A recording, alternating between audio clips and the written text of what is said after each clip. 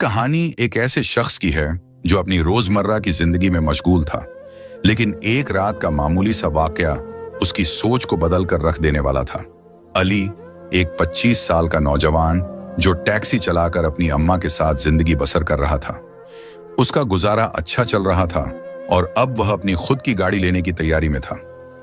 उस दिन सुबह से उसने कुछ नहीं खाया था और भूख अब शिद्दत से महसूस हो रही थी। आखिर उसने सोचा कि पहले कुछ खा लिया जाए, फिर बाकी काम किया जाएगा। उसने मोबाइल बंद किया और खाने की तलाश में सड़क के किनारे किसी स्टॉल की ओर बढ़ा। वह पहली बार उस इलाके में आया था, इसलिए रास्ते से ज्यादा वाकिफ नहीं था। जैसे ही वह एक मोड़ पर मुड़ा, उसे अंदाजा नहीं था कि यह रास्ता कहां ले जाएगा। सड़क पर अंधेरा गहरा था और चारों ओर एक अजीब सा सन्नाटा पसरा हुआ था। लेकिन कुछ ही आगे जाने पर उसे सड़क के किनारे एक छोटा सा ढाबा नजर आया। ढाबे के बाहर अच्छी खासी भीड़ थी और खाने की खुशबू से माहौल महक रहा था। अली ने गाड़ी लॉक की और वहां जाकर बैठ गया। अभी उसने ठीक से मेन्यू देखने का सोचा ही था कि एक लड़की उसके पास आई।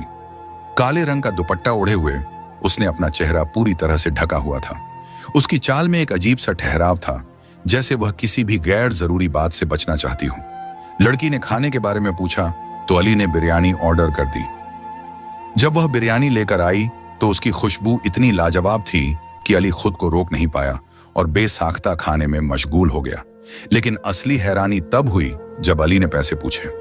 लड़की ने कहा कि जो भी पहली बार उनके ढाबे पर आता है उसे पैसे नहीं लिए जाते। यह सुनकर अली चौंक गया। लड़की कौन थी? अकेले ढाबा चला रही थी या फिर यह किसी और का था? यह सोचते हुए उसने लड़की से पूछा कि क्या यह ढाबा उसका है। जवाब में लड़की ने सिर्फ सिर हिलाकर हां कहा। अली इस पूरी बात से बेहद मुतासिर हुआ। उसने कभी नहीं सोचा था कि सड़क के किनारे कोई लड़की इस तरह ढाबा चला सकती है, वह भी इतनी खुददारी और हिम्मत के साथ। वह उसकी यह बात भी नहीं भूला कि अगली बार आने पर ही वह अपना नाम बताएगी। घर लौटते वक्त अली को एहसास हुआ कि उसे बिरयानी पैक करवा लेनी चाहिए थी ताकि उसकी अम्मा भी खा सकती, लेकिन अब वह काफी दूर निकल आया था। वापस जाना मुमकिन नहीं था। घर पहुंचने पर अम्मा ने पूछा कि उसने खाना खाया या नहीं। जब अली ने उन्हें बताया कि उसने ढाबे पर खा लिया तो उन्होंने तसल्ली से कहा कि अच्छा हुआ, क्योंकि वह खुद बीमार थी और नाश्ता नहीं बना पाई थी। अली ने जब अम्मा को उस लड़की के बारे में बताया, उन्होंने भी हैरानी जताई कि पहली बार किसी लड़की को सड़क के किनारे अकेले ढाबा चलाते सुना है। अली को अब यकीन हो गया था कि वह लड़की कोई मामूली शख्सियत नहीं थी। उसके हाथों में जादू था या फिर शायद कोई और ही राज छुपा था। अब अली ने ठान लिया था कि वह दोबारा उस ढाबे पर जाएगा और इस बार वह सिर्फ खाने के लिए नहीं जाएगा, बल्कि यह जानने के लिए भी कि वह लड़की आखिर कौन थी। अगले ही दिन उसने अपनी इस ख्वाहिश के आगे बेबस होकर दोबारा उसी ढाबे का रुख किया। इस बार वह बिना भटके सीधे उसी लड़की के पास पहुंचा। लड़की ने उसे देखते ही हल्की मुस्कान दी, क्योंकि उसकी आंखों में हल्की चमक आ गई थी।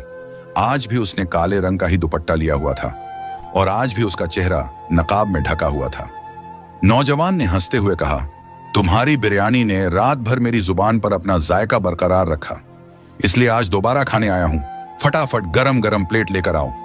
लड़की ने सिर हिलाया और कुछ ही देर में भांप उड़ाती हुई बिरयानी के साथ रायता भी लेकर आ गई। यह देखकर नौजवान ने मजाकिया अंदाज में कहा, अरे आज तो रायता भी है, इसके अलग से पैसे लोगी? लड़की खिलखिलाकर हंस पड़ी और बोली, नहीं, जो कस्टमर दूसरी बार आता है उसे हम फ्री में रायता देते हैं। उसकी बात सुनकर नौजवान हैरान रह गया। उसे महसूस हुआ कि यह लड़की कारोबार के मामले में बेहद समझदार थी। उसने हंसते हुए कहा, अरे तुम तो बिजनेस के मामले में बहुत चालाक हो, मुझे तुम्हारा यह अंदाज बहुत पसंद आया। लड़की ने मुस्कुराते हुए जवाब दिया, बिल्कुल, क्योंकि मैंने बिजनेस की पढ़ाई की हुई है। फिर उसने अपनी कहानी सुना दी, कैसे उसके पिता का इंतकाल हो चुका था, कैसे वह और उसकी छोटी बहन मिलकर इस ढाबे को चला रही थी और कैसे इस मेहनत से उनका घर चलता था। नौजवान को यह सुनकर दुख हुआ। उसने महसूस किया कि यह लड़की एक अच्छी नौकरी की हकदार थी, लेकिन हालात ने उसे इस जगह लाकर खड़ा कर दिया था। मुसीबत का पहला पहर। उस दिन के बाद नौजवान का वहां दोबारा जाना नहीं हो सका। महीने का आखिरी दिन चल रहा था और उसे घर का किराया, बिल और अपनी गाड़ी की किस्त भरनी थी। वह अपने काम में पूरी तरह मसरूफ हो गया था, लेकिन उसे जरा भी अंदाजा नहीं था कि उसके साथ कोई ऐसी मुसीबत आने वाली है जिससे वह मोह के बल गिर पड़ेगा। सुबह सवेरे वह अपने काम के लिए निकला और दोपहर के करीब 3 बज चुके थे। चूंकि उसकी मां सो रही थी, इसलिए वह नाश्ता नहीं कर पाया था। उसे जबरदस्त भूख लगी हुई थी, इसीलिए उसने सड़क किनारे नान छोले खाने का फैसला किया। उसने अपनी गाड़ी वहीं खड़ी कर दी और भूलवश चाबी अंदर ही छोड़ दी। नाश्ता करते करते वह इस कदर मग्न हो गया कि उसे अंदाजा ही नहीं हुआ कि कब एक चोर उसकी गाड़ी लेकर दौड़ गया। जब उसने पैसे देकर वापस गाड़ी की तरफ रुख किया तो उसके पैरों तले जमीन खिसक गई। उसकी गाड़ी वहां से गायब थी। एक पल के लिए उसे लगा कि शायद वह गलत जगह देख रहा है। उसने इधर उधर नजर दौड़ाई, राहगीरों से पूछा, लेकिन किसी को कुछ नहीं पता था। उसका जिस्म पसीने से तर हो गया था।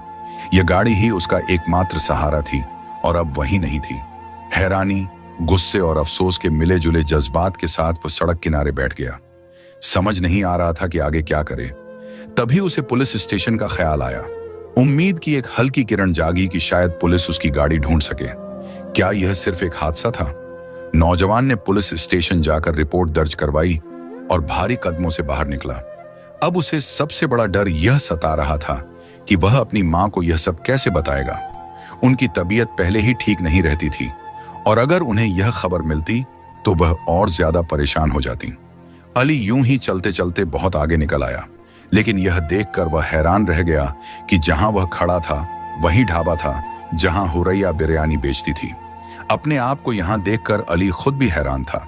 वह अपने ख्यालों में इतना खोया था कि उसे एहसास ही नहीं हुआ कि वह यहां तक कैसे पहुंचा। वह धीरे धीरे ढाबे की तरफ बढ़ा और एक कुर्सी पर गिरने के अंदाज में बैठ गया। उसे इस तरह बैठा देखकर हुरैया फौरन वहां आ गई। क्या हुआ? सब खैरियत तो है? तुम चेहरे से काफी परेशान लग रहे हो, हुरैया ने फिक्रमंदी से पूछा। अली ने गहरी सांस ली और उसे गाड़ी चोरी होने की बात बता दी।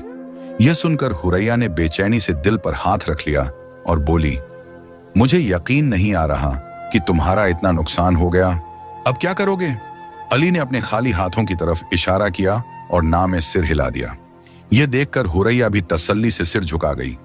कुछ देर बाद जब अली उठकर जाने लगा तो हुरैया ने उसे रोक लिया। खाना खाकर जाओ, उसने कहा, लेकिन अली ने मना कर दिया और भारी कदमों से घर की तरफ चल पड़ा। घर पहुंचते ही उसने देखा कि अम्मी उसके इंतजार में बैठी थीं। वह खाना ले बैठी थीं और अली को देखकर बोली, आओ मिलकर खाना खा लेते हैं। अली ने झूठ बोला, मैं खाना खा चुका हूं, बहुत थक गया हूं, इसलिए थोड़ा आराम करूंगा। अम्मी ने सिर हिलाते हुए पूछा, आज तुमने गाड़ी का हॉर्न भी नहीं बजाया, क्या हुआ? क्या हॉर्न खराब हो गया है? अली चौंक गया और बोला, नहीं अम्मी, हॉर्न खराब नहीं हुआ, बस गाड़ी का कुछ काम था तो उसे वर्कशॉप पर छोड़ दिया है। उम्मीद है परसों तक मिल जाएगी इंशाअल्लाह।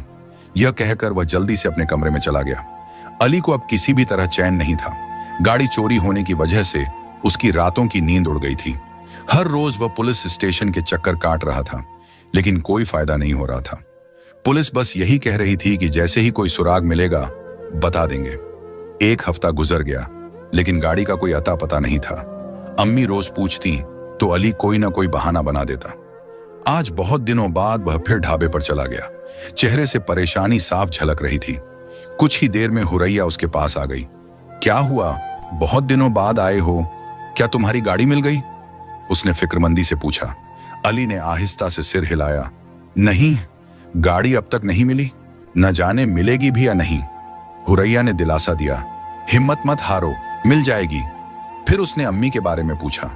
अली ने जवाब दिया, अम्मी ठीक हैं, मैंने उन्हें अब तक गाड़ी के बारे में नहीं बताया। थोड़ी देर सोच में डूबी रहने के बाद हुरैया ने कहा, अली, क्या मैं तुम्हारी कोई मदद कर सकती हूं? अली ने हैरानी से उसकी तरफ देखा। अरे नहीं नहीं, तुम भला कैसे मेरी मदद कर सकती हो? बस दुआ करो कि मेरी गाड़ी मिल जाए। बहुत परेशान हूं, गाड़ी की किस्त भी देनी है, घर का किराया भी बाकी है, मेरे पास तो बस खाने भर के ही पैसे बचे हैं। हुरैया ने धीरे से कहा, मेरे पास कुछ पैसे रखे हुए हैं, अगर तुम चाहो तो इस्तेमाल कर सकते हो, बाद में लौटा देना। अली ने नफी में सिर हिला दिया, नहीं, मैं तुम्हारी मदद नहीं ले सकता। तुमने मेहनत से जो कमाया है वह तुम्हारा हक है। मैं तुम्हारी पेशकश की कदर करता हूं, लेकिन मैं ऐसा नहीं कर सकता। हुरैया चुप हो गई। उसके चेहरे की रौनक बुझ गई थी। थोड़ी देर बाद वह खाना लेकर आई और अली की मेज पर रख दिया। अली ने मना किया, अभी मेरे पास पैसे नहीं हैं, मैं नहीं खा सकता। हुरिया ने कहा, मैं तुम्हारे बिल में जोड़ लूंगी, जब पैसे हो तब दे देना। फिर वह गुस्से से वहां से चली गई। अली को थोड़ी शर्मिंदगी हुई कि वह बार बार उसकी मदद को ठुकरा रहा था। उसे खाना भी नहीं खाया गया। वह उठकर हुरिया के पीछे चला और उससे माफी मांगी। हुरिया, मुझे माफ कर दो, मैं तुम्हारे खुले दिल को गलत समझ रहा था। मेरे हालात ने मुझे बहुत तलख बना दिया है। हुरिया मुस्कुराई और कहा, मैं नाराज नहीं हूं, मैं बस तुम्हारी मदद करना चाहती हूं। अगर तुम मेरी मदद कबूल कर लोगे तो मुझे खुशी होगी। यह कहकर उसने अली की आंखों में आंखें डालकर देखा। पहली बार ऐसा हुआ था कि उसने इस तरह अली को देखा था। अली एक लम्हे के लिए थम सा गया। ऐसा महसूस हुआ जैसे वह उन आंखों में कैद हो गया हो। फिर अचानक उसे होश आया और उसने धीरे से इनकार कर दिया। वापस अपनी मेज की तरफ लौट आया। बिरयानी ठंडी हो रही थी, लेकिन अली अब भी उन्हीं चंद लम्हों में खोया हुआ था। उसे समझ नहीं आ रहा था कि हुरिया की आंखों में ऐसा कौन सा जादू था जो उसे बांध रहा था। खाना खाते हुए अली मूस कर रहा था कि हुरिया की निगाहें अब भी उसके वजूद पर टिकी थीं। थोड़ी देर बाद अली बिरयानी बीच में ही छोड़कर वहां से चला गया। रास्ते में चलते हुए उसके मन में सवाल उठ रहे थे। हुरिया क्यों उसकी इतनी मदद करना चाहती थी? आखिर इतनी बड़ी रकम उसे क्यों देना चाहती थी? अगर उसके पास पैसे थे तो वह खुद कोई बेहतर काम क्यों नहीं करती? अली इन्हीं सवालों में उलझा हुआ था कि अचानक उसे महसूस हुआ कि कोई उसके साथ साथ चल रहा है। किसी ने उसके कदमों से कदम मिलाया था। उसने गर्दन घुमाकर देखा और उसके पैरों तले जमीन खिसक गई। उसके साथ हुरिया चल रही थी, वैसा ही लिबास, वही दुपट्टा और वही मुस्कुराती निगाहें। लेकिन यह मुमकिन कैसे था? अली ने हैरानी से पूछा, रिया तुम यहां? इस सवाल पर हुरिया ठिठक गई। उसकी आंखों में एक अजीब सी चमक थी। उसने अपनी उंगलियों को मोड़ते हुए कहा, मैं तुमसे अकेले में बात करना चाहती थी। ढाबे पर बहुत भीड़ होती है, वहां खुलकर बात करना मुश्किल है, इसलिए मैं तुम्हारे पीछे पीछे चली आई। फिर उसने अली की आंखों में झांका और गहरी सांस लेकर कहा, अली मैं तुम्हें अपने बारे में एक सच्चाई बताना चाहती हूं ताकि तुम मेरी मदद कबूल कर सको। मेरा नाम हुरिया जरूर है, लेकिन मैं कोई आम लड़की नहीं हूं। जिन्नात की दुनिया से आई हूं। मैं इंसानों की दुनिया में भेस बदल कर घूमती हूं, उनकी परेशानियां समझती हूं और उनकी मदद करती हूं। अली के पैरों तले जमीन खिसक गई। उसे अपनी आंखों पर यकीन नहीं हो रहा था। हुरिया ने धीरे से अपने चेहरे से नकाब हटा दिया। उसकी खूबसूरती देखकर अली कुछ लम्हों के लिए जैसे जड़ हो गया। वह रात कैसे गुजरी, अली को कुछ याद नहीं। अगले दिन जब अम्मा ने फिर से गाड़ी के बारे में पूछा तो जाने क्यों इस बार अली ने सच बोल दिया, गाड़ी चोरी हो गई अम्मा, मैं इसी वजह से इतने दिनों से परेशान घूम रहा हूं। यह सुनकर अम्मा की आंखों में आंसू आ गए। कमाई का एकमात्र जरिया भी चला गया था। अली खुद को कोस रहा था कि आखिर वह इस मुसीबत से कैसे निकले। फिर एक हफ्ता गुजर गया। हुरिया से अली की कोई मुलाकात नहीं हुई थी। एक तरफ तो उसका दिमाग हुरिया की हकीकत को मानने से इनकार कर रहा था, तो दूसरी तरफ गाड़ी चोरी होने के बाद से उसकी जिंदगी जैसे ठहर सी गई थी। दिन बीत रहे थे मगर उसकी मुश्किलों का कोई हल नहीं निकल रहा था। फिर एक शाम दरवाजे पर दस्तक हुई। अली ने सोचा शायद कोई कर्ज वसूलने वाला आया होगा। उसने अम्मा से कहा, अगर वही हुआ तो कह देना मैं घर पर नहीं हूं। लेकिन जब अम्मा दरवाजे पर गईं तो उनके साथ किसी लड़की की बातचीत सुनाई दी। अली ने झांक कर देखा तो उसकी आंखें हैरत से फैल गईं। सामने हुरिया खड़ी थी जो अम्मा से अंदर आने की इजाजत मांग रही थी। अली हड़बड़ाकर बाहर आया और बोला, हुरिया तुम यहां? हुरिया मुस्कुराई और बोली, हां तुम्हारी खैरियत पूछने आई हूं। इतने दिनों से कहां गायब थे? अगर परेशान हो तो बताओ, गाड़ी मिली या नहीं? अली ने निराशा से सिर हिला दिया। हुरिया ने अफसोस जताया, फिर कहने लगी, मैं अम्मा के लिए और तुम्हारे लिए बिरयानी लाई हूं। अम्मा उसे बहुत प्यार दे रही थी, जबकि अली अब भी उलझन में था।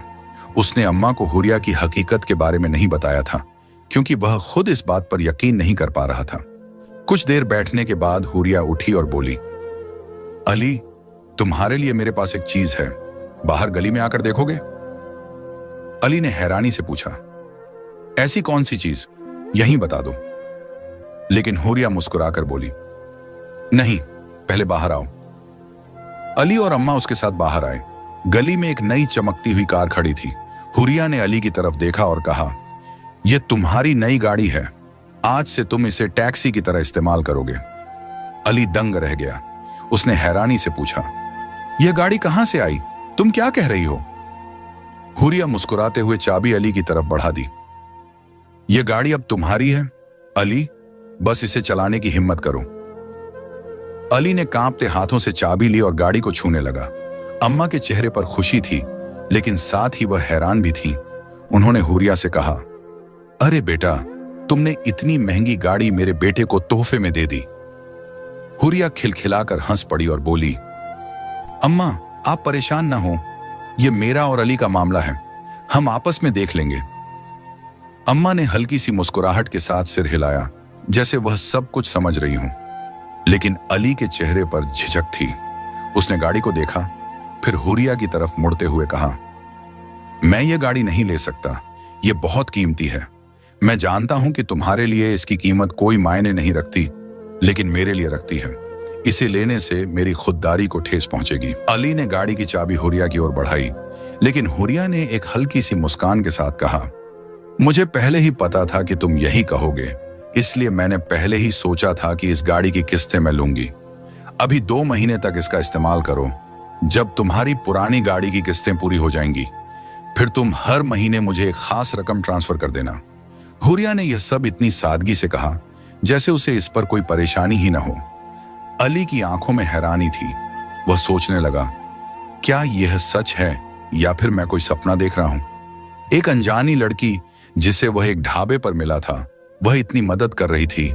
यह सब कुछ अजीब सा लग रहा था। उसकी आंखों में न जाने क्यों आंसू आ गए। हुरिया, तुम्हारा बहुत धन्यवाद। तुमने इस मुश्किल वक्त में मेरी जो मदद की है, शायद कोई अपना भी ऐसा न करता। अली ने कृतज्ञता से कहा। हुरिया ने अली की तरफ एक हल्की मुस्कान के साथ देखा, लेकिन उसकी आंखों में भी कुछ अजीब सी नमी थी।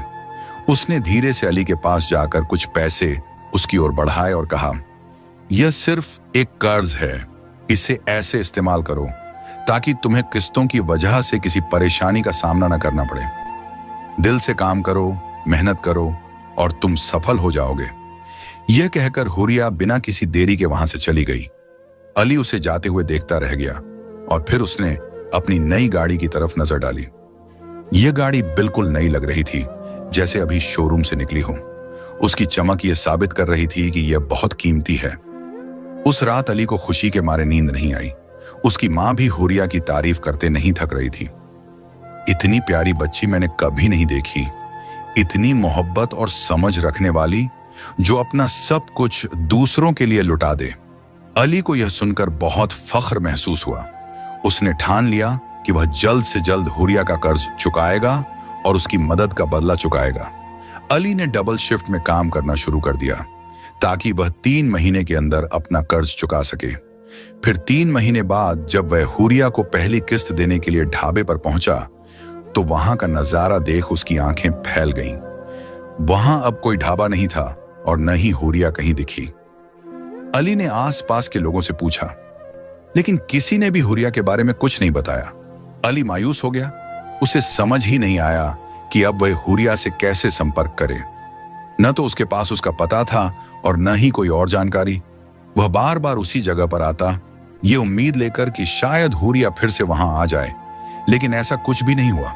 फिर एक दिन वह पल आया जिसका अली इंतजार कर रहा था। जैसे ही वह अपनी गाड़ी में बैठने लगा, उसने सामने से हुरिया को आते हुए देखा। उसकी हरी आंखों में वही चमक थी जो अली हमेशा देखता था। अली खुश होकर बोला, हुरिया, तुम कहां चली गई थी? मैं कब से तुम्हें ढूंढ रहा था। हुरिया मुस्कुराई और बोली, अली, मुझसे मिलकर मैं जा नहीं पाई, माफ करना। मुझे अपनी दुनिया में वापस लौटना पड़ा। मेरा यहां काम खत्म हो चुका था, इसलिए मैं वापस गई। लेकिन मुझे ऐसा लगा जैसे तुम्हारा दिल मुझे पुकार रहा था। शायद इसी कारण मैं यहां आई और देखो, तुम भी यहीं मिल गए। अली चाहता था कि वह हुरिया को रोक ले। वह अपनी भावनाओं को व्यक्त करना चाहता था, लेकिन हुरिया ने धीरे से अपना हाथ पीछे कर लिया। अली थोड़ा शर्मिंदा हो गया और माफी मांगने लगा। हुरिया ने नरम लहजे में कहा, अली, मैं तुम्हारे दिल के जज्बात समझती हूं, लेकिन तुम जानते हो कि तुम इंसान हो और मैं एक जिन्न हूं। मेरी दुनिया में कुछ कायदे हैं जिनसे मैं बाहर नहीं निकल सकती। यह कहकर हुरिया ने जाना चाहा, लेकिन अली ने उसे रोक लिया। उसने हुरिया को किस्त की रकम देने की कोशिश की, लेकिन हुरिया ने मुस्कुराते हुए कहा, मैंने तुम्हारी मदद इसलिए की थी ताकि तुम पर एहसान का बोझ ना हो। यह रकम तुम मुझसे नहीं जोड़ो। अगर तुम सच में इस रकम का सही इस्तेमाल करना चाहते हो तो किसी जरूरतमंद की मदद कर दो। समझो, मेरा कर्ज चुकता हो गया। हुरिया ने मुस्कुराते हुए अली की तरफ देखा और फिर वहां से चली गई। अली उसे जाते हुए देखता रहा। उसे महसूस हुआ कि उसकी पूरी दुनिया खाली हो गई है। लेकिन तभी उसकी गाड़ी में एक अजनबी सी खुशबू फैलने लगी। यह वही खुशबू थी जो हमेशा हुरिया के आसपास रहती थी। अली हल्के से मुस्कुराया। हुरिया अब भी उससे दूर नहीं थी, वह हमेशा बस एक पुकार की दूरी पर थी। यह कहानी यहीं खत्म होती है, लेकिन अली की यादों में हुरिया हमेशा के लिए जिंदा रहती है। वह जानता था कि वह कभी उसे भुला नहीं पाएगा, क्योंकि हुरिया उसकी जिंदगी का अहम हिस्सा बन चुकी थी।